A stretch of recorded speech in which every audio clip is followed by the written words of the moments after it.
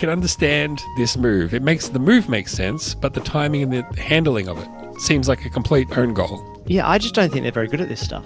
And I just don't think they care. The big news, and I said we should delay recording the podcast because they're going to make it official, and they bloody did. But we all knew after Singapore what was coming. Old mate Daniel Ricciardo showing the door. No, thank you. Don't want you anymore. Liam Lawson coming in, but an unceremonious, in a bad way, exit for Daniel Ricciardo. Boot. This has been a really weird circumstance because half of the stuff that I follow has been like, wow, so unceremonious, like no one, like, shouldn't we have done more for Daniel Ricciardo's last race? And then the other half of my media is all Daniel Ricciardo's last race. Like, oh my God, look, here's a tribute video. Here's 20 greatest moments. Like, go on F1.com and there's like 6 stories about Daniel Ricciardo and his storied career of 8 wins. The man who almost was. It's just endless. And I also don't really like, has he retired? Is this suddenly the end? Like, this is Formula One, right? Like, Hulkenberg has a drive. Like, they're a guy, like, why is he suddenly not going to ever be a Formula One driver ever again? Is he dying? People are talking about that. Like, maybe he'll go to Sauber. I'm like, do you think he hasn't already asked them? Yeah. You know what I mean? And then, look, first of all, I want to take a moment to just be like, everybody, I think, is kind of, to some degree, going, this sucks, and it just was not handled well. And I don't feel the need to dwell too much on the negative side of it because we've kind of been through it for a while now. But it was not done particularly well. But I would also probably look at Red Bull and I feel like they're almost going too far with the character assassinations. Like, oh, he had a handshake agreement to stay with us, and then he went to Renault back in the day, and I'm like, yeah, that's petty that you bring up that stuff. That's water under the bridge, mate. That was Cyril Abiteboul. But then they're also saying like, well, there was an offer on the table if he wanted to stay in the driver pool, and he decided not to. And it's like, well, yeah, but you kind of screwed him over. It just seems to me like, getting back to the question of, is this the last we've seen of Daniel? I just feel like, obviously, when he left, no other team really wanted him, and there was no space for him with anyone that wanted him. And I feel like we're kind of in the same situation now. He only really got back. Back in with. Remember, he came back with the Red Bull as a promotional person, not even a driver. It was like, "Are you a reserve driver?" And he's like, "Nah, it's more a promotional sort of thing, more of a vibe, more of a vibe guy." I'm a personality hire. He happened to get into the what were they called then? Were they still Toro Rosso then or AlphaTauri? I think they were AlphaTauri at that point. They've been AlphaTauri for a while, and obviously became V-Carb. But I guess the whole idea, though, was that he was not happy driving at AlphaTauri. He was only doing it because he wanted to try and prove that he was good enough to get back into Red Bull, and that just seems like that's completely off the cards. So I think for him, he just doesn't have any motivation or reason to stay even at AlphaTauri. So why stay? That's, I think, where he's at. He just hasn't been very good either. Like, that's a real killer. Like, if he was out there beating Tsunoda every week, then people would be like, oh, yeah, man, look at this guy. So quick. He hasn't lost it, but it's been real tough. And that's not to say in a better car he couldn't do better, but I think you could almost apply that to every single driver on the grid now. I think you put Colapinto in a good car, I think it'd be really good. It's what you do in the testing circumstances. And I don't think Ricciardo has had a very good run since leaving Red Bull, really. He just hasn't been very good. Not certainly not consistently. And he's had moments. He had moments when he went to McLaren where he was pretty, first he was pretty good, and the second year probably not so good. But there's been moments where he's looked very good, but it hasn't been consistent really. And he told a story at Singapore where he was like, back when I was winning in 2014 or whatever it was, Jackie Stewart came up and said, hey, if ever things ever get bad and you need to talk, just let me know. And he was like, I don't know what you're talking about because things are great and I'm just smashing it. It's all easy and it's going to be easy forever. And I'm going to live forever. And, I think he's now realizing what he meant was that things won't always be easy. Things will actually get quite hard. The other quote I saw that was interesting was the short, in explanation of why he moved a couple of times. I was trying to win the world championship. He wasn't going to be able to do it with Max Verstappen there. So he had to go somewhere else and do something different.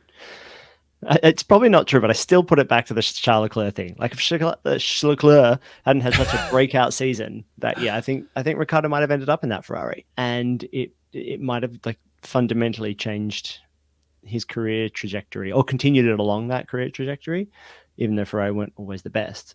I think he was right to make decisions all the time. He just got unlucky so often that it was just it just turned out to be the wrong call all the time. And that's a real shame because I think we did miss out on another great Formula One driver. But I think that the amount of like celebration at his career, I think if you actually look at the numbers, you go like, oh, okay, like this is a lot of outpouring of love and affection for a guy who's had I'm not going to say a mid Formula One career, but it's been like, there's been loads of really great drivers during his career that don't have nearly as much love or acclaim or as like personal size of personal brand. But maybe that doesn't necessarily translate into enough of a return on investment for any other team right now. Like I don't think he brings any big sponsors. I think he brings a big fan base and brings some vibes. But that's maybe not enough if you're Volkswagen or if you're Haas or if you're Sauber. Maybe it's just not really enough. It's hard because I can remember the era when everything was going well and he invented drinking from a shoe and all the rest of it. And everyone was like, man, imagine not liking this guy. Imagine tuning into Formula One and seeing this guy and being like, pass. But I mean, after a while, especially when things don't go so well, I mean, because he had that reputation as being the guy that everyone was just glad to have around. Everyone was just glad to see him.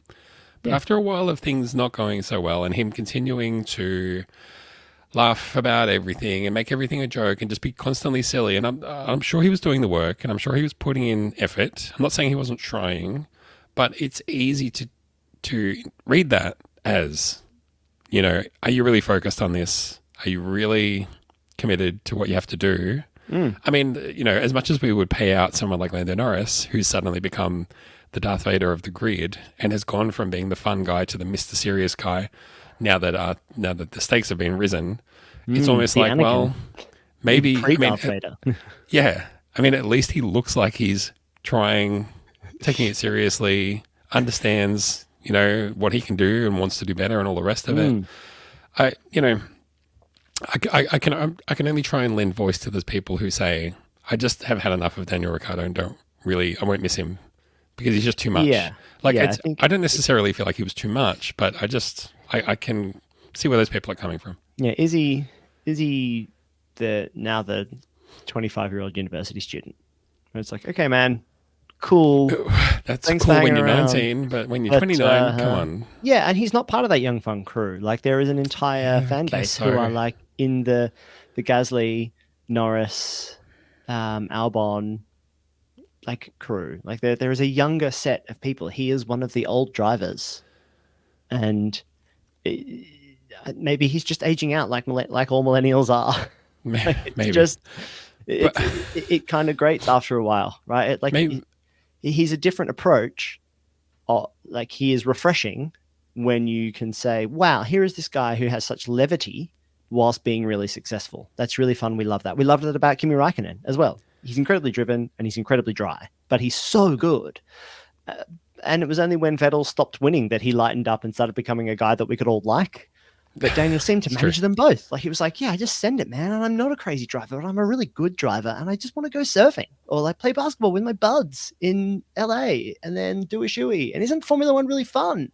And then it became fun for loads of different reasons. And Daniel Ricciardo wasn't good anymore. And so I think it's the sport and its fandom has moved past Daniel. We've probably burned our bridges and he's never coming on the show now. So good on us. Yeah, it's really harsh because I do love Daniel Ricciardo. He is. We just don't have a lack of Australian Formula One drivers anymore, though, Rod. Like there's only so many allowed on the grid at any one time. True. Now, I mean, that said, the announcement itself, because everyone sort of knew through the illusions and through the implications, because of the implications, Zach.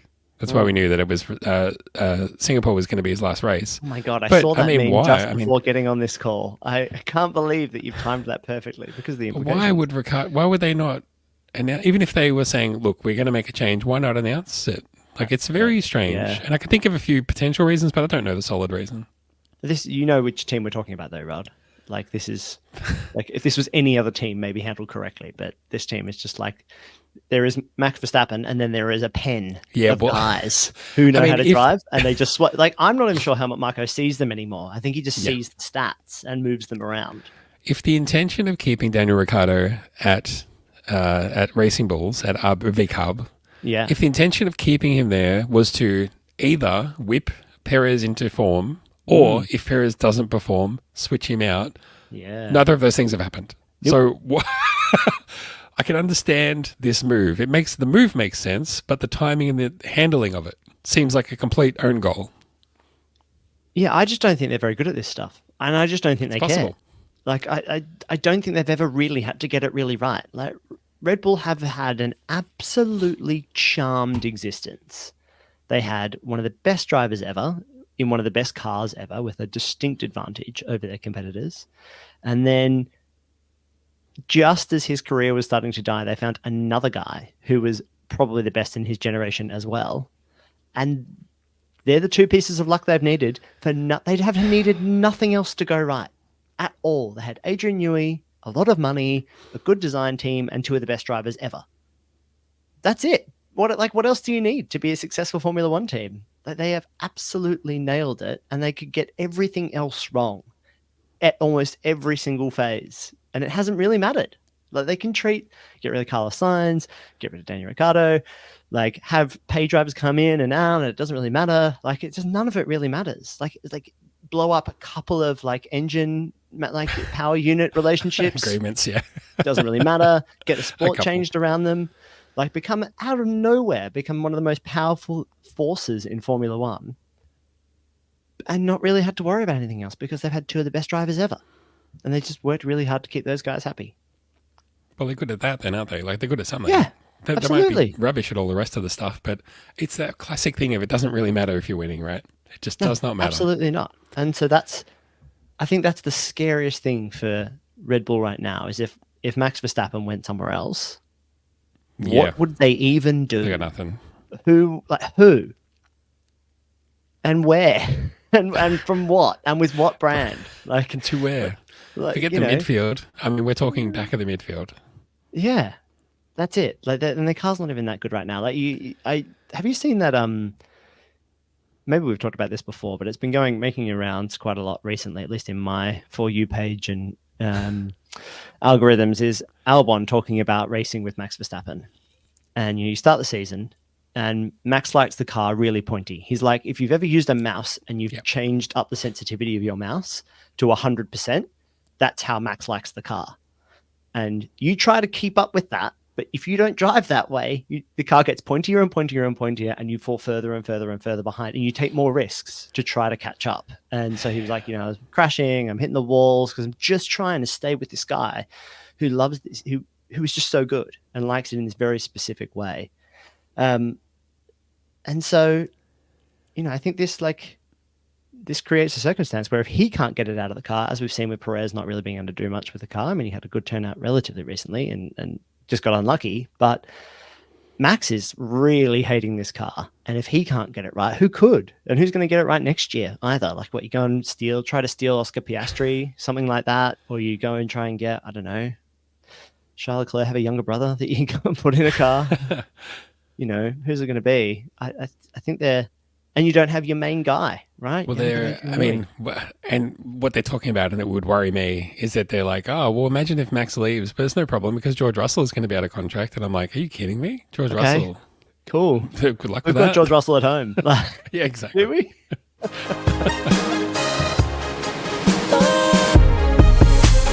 So, turns out Hamid and Christian had a plan, but it didn't work out. And now you're left, and now high and dry. We'll always remember drinking from your rancid food, and your infectious smile that lit up our lives.